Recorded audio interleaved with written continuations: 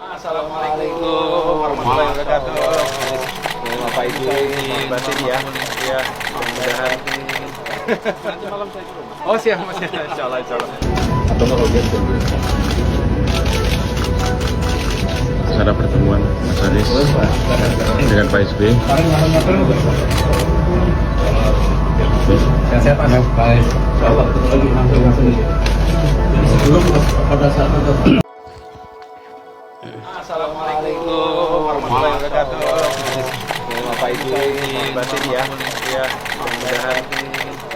Nanti malam saya ke rumah. Oh, siap Mas. Insyaallah.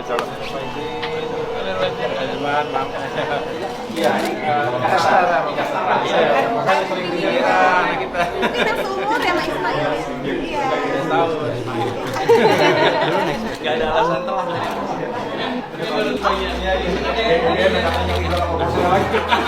Ampun ya.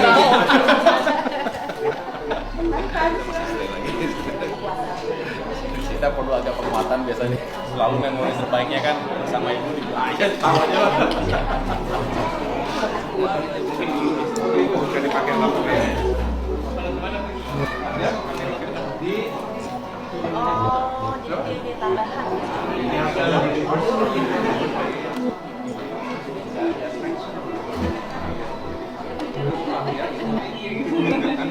Mas Baswedan. Oh, bukan sawah itu tanah ya? Oh, untung banget bisa naik. Jangan sampai belakang. Dengan jalan.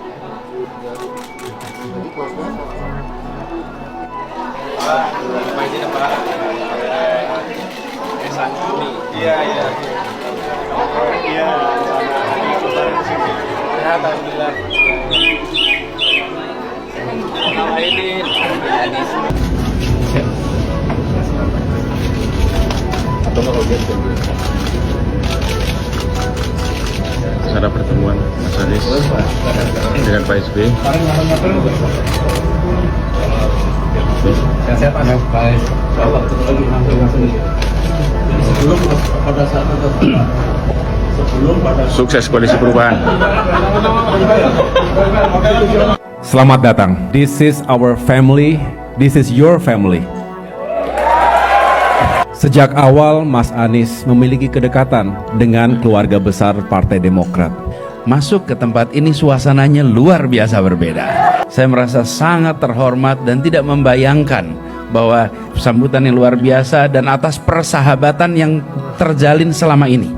Pertemuan pagi hari ini saya ingin garis bawahi bukan pertemuan pertama, bukan pertemuan awal. Ini adalah keberlanjutan atas silaturahmi yang sudah. Saya ingin menyampaikan salam hormat kepada Bapak SBY dan juga para senior sekalian, karena tadi pagi Mas Anies Baswedan datang ke rumah saya dan tadi kami berdiskusi kurang lebih 1,5 jam dan kembali menyamakan catatan. Mudah-mudahan kebersamaan kita hari ini semakin menguatkan keyakinan kami berdua bahwa bersama kita, di belakang kita ada patriot-patriot, para senior. Kapusan, Mas Arab Kapusan meneh gitu ya. Mas Anies itu juga muslim, dia cucunya teman saya. Saya pun dulu punya teman namanya Bapak Kiai Haji A.R. Baswedan. Punya anak namanya Rosid, punya cucu namanya Anies. Jadi saya itu temannya kakeknya Anies. Jadi nanti Anies menjelang 2024 insya Allah juga akan datang ke Maiyah gitu ya. Di Cawapres gimana Demokrat? Dibalik, kalau Mas Anies menetapkan Mas AHY sebagai Cawapres, apakah ada yang ingin pergi? Nah, itu baru fair. Tapi insya Allah saya di sini di malam yang baik ini, insya Allah 14 Juli, saya masih punya keyakinan dan harapan tentunya bahwa pertanyaan-pertanyaan itu adalah pertanyaan-pertanyaan yang biasa dalam sebuah konstelasi politik. Menarik, sangat-sangat menarik. Anies Baswedan bertemu dengan AHY. Wih, ada apa bos? Ini menarik begitu kan ya. Ini langkah di mana antara AHY dengan Anies Baswedan bisa saja begitu kan ya disatukan kembali di tahun 2029, Bos. Sekarang kita lihat saja, ada nggak pemberitaan dari partai-partai Gibran akan menjadi wakil presiden lagi ya di tahun 2029? Nggak ada. Mana ada begitu?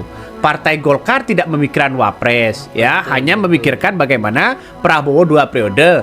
Partai Demokrat, PAN ya, terus kemudian PKB begitu kan ya.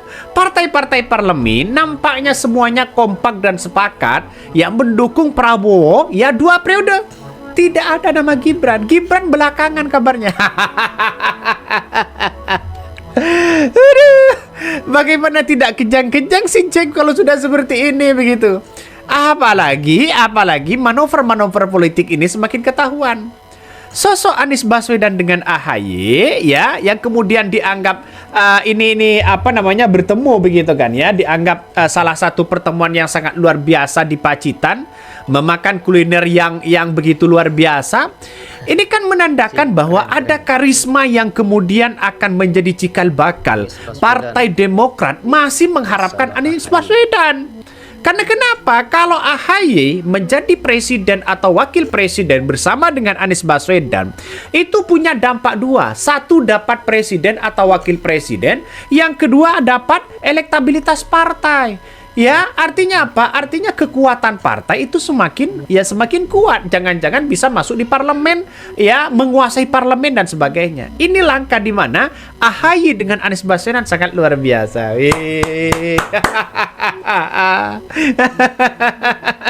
Keren, Mas. Berbeda, ya, berbeda dengan Gibran begitu kan, ya. Ketika Anies Baswedan bertemu dengan AHY, ya, malah wakil presiden ya Gibran Rakabuming Raka nggak kalah saing ya, bertemu dengan warga, datang ke rumah-rumah warga begitu, dia membawa identitas kesopanan. Coba ditanyakan begitu solusinya apa. Jadi saya kira ini bagus ya, bagus sudah memainkan peran penting bermanuver sana sini ya. Presiden Prabowo Subianto kecolongan dong.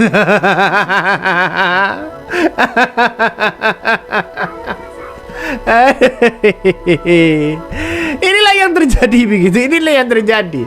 Saya kira cukup menjadi potensi sebenarnya AHY dengan Anies Baswedan begitu kan ya di tahun 2029 itu, karena kita tahu bahwa AHY punya partai ya, punya uang lah begitu kan ya. Terus Anies Baswedan punya elektabilitas dan pendukung-pendukung yang sangat banyak begitu kan. Nah, kenapa sosok AHY ini harus menjadi calon presiden atau wakil presiden? Karena AHY ini punya potensi elektabilitas secara popularitas itu sangat kuat sekali begitu. Wajar ya, sekarang ini agenda politik ini di tahun 2029 begitu kan. Jokowi bisa saja ya ambiar ya, bisa saja buyar begitu kan. Kenapa? Karena dukungan banyak yang kemudian kembali kepada Presiden Prabowo Subianto ya. Ini Gibran tidak masuk bursa cawapres 2 periode. Kalau sudah tidak masuk capres 2 periode, siapa lagi begitu kan? Ya silakan ya diusung oleh partai PSI, nggak ada masalah.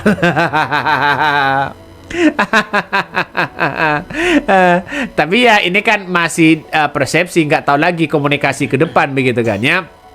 Padahal tahun 2029 ini kan masih jauh sebenarnya ya, sudah berbicara masalah soal pilpres ya, presiden dan wakil presiden dan sebagainya begitu. Makanya saya melihat bahwa cukup AHY dengan Anies Baswedan begitu. Kenapa? Karena satu, walaupun AHY berada di pemerintahan, tapi Anies Baswedan menjadi orang biasa, ketemu dengan siapapun oke-oke aja dong. Nggak ada masalah. Kenapa? Karena Anies Baswedan kan orang biasa begitu. Ya wajar kalau ketemu dengan AHY ya biasa begitu. Yang tidak biasa itu ya ketika Wapres Gibran ketemu ya dengan masyarakat ya, tiba-tiba tidak membawa solusi begitu kan. Ngeri, ngeri sedap ya. Saya melihat bahwa sekarang ini begitu AHY dengan Anies Baswedan, saya kira di atas angin begitu kan. Nanti semoga saja ada survei begitu kan ya yang menunjukkan bagaimana posisi Anies Baswedan. Tapi kemarin surveinya Anies Baswedan itu nomor 2 loh setelah Prabowo begitu. Luar biasa. Dalam beberapa waktu terakhir, publik politik Indonesia kembali dibuat penasaran oleh pertemuan dua tokoh nasional, Anies Baswedan dan Agus Harimurti Yudhoyono atau AHY. Pertemuan ini terlihat sederhana, penuh senyum, dan dibungkus narasi silaturahmi. Namun di dunia politik, tidak ada pertemuan elit yang benar-benar tanpa makna. Banyak pengamat langsung bertanya, apakah ini sinyal awal menuju Pilpres 2029? Jika kita melihat dinamika politik Indonesia, komunikasi antar tokoh sebenarnya adalah hal yang sangat wajar. Politik nasional selalu bergerak jauh sebelum pemilu dimulai. Bahkan, sejarah menunjukkan bahwa koalisi besar biasanya dirintis 4 hingga 5 tahun sebelumnya. Karena itu, pertemuan Anies dan AHY tidak bisa dianggap sekedar pertemuan biasa. Anies Baswedan masih menjadi figur politik dengan daya tarik elektoral yang kuat setelah Pilpres 2024. Ia memiliki basis pemilih yang solid, terutama di kalangan pemilih urban, kelompok perubahan, dan masyarakat kelas menengah menginginkan alternatif kepemimpinan nasional. Sementara itu, AHY membawa kekuatan yang berbeda. Sebagai Ketua Umum Partai Demokrat, ia memiliki struktur partai yang jelas, jaringan politik nasional, serta simbol regenerasi kepemimpinan muda di Indonesia. Ketika dua kekuatan ini bertemu, publik tentu melihat kemungkinan adanya penyatuan strategi. Dalam politik, kombinasi figur dan mesin partai adalah kunci. Anies memiliki popularitas personal yang tinggi, sedangkan AHY memiliki kendaraan politik yang stabil. Jika disatukan, keduanya berpotensi membentuk poros politik baru yang cukup kompetitif pada 2029 nanti. Namun penting untuk dipahami bahwa politik tidak sederhana menjumlahkan popularitas. Banyak faktor yang masih sangat cair. Pertama, peta kekuatan nasional masih akan berubah mengikuti kinerja pemerintahan berjalan, dinamika ekonomi, serta munculnya tokoh-tokoh baru dari kepala daerah maupun elit nasional lainnya. Nama-nama baru hampir pasti akan muncul dan mengubah kalkulasi politik. Yang kedua, persoalan posisi selalu menjadi tantangan terbesar dalam koalisi. Siapa menjadi calon presiden dan siapa menjadi calon wakil presiden. Bukan sekedar soal elektabilitas, tetapi juga menyangkut kepentingan partai, keseimbangan kekuasaan, serta strategi jangka panjang. Partai Demokrat tentu memiliki ambisi politik sendiri, sementara Anies membutuhkan dukungan partai yang solid untuk maju kembali di masa depan.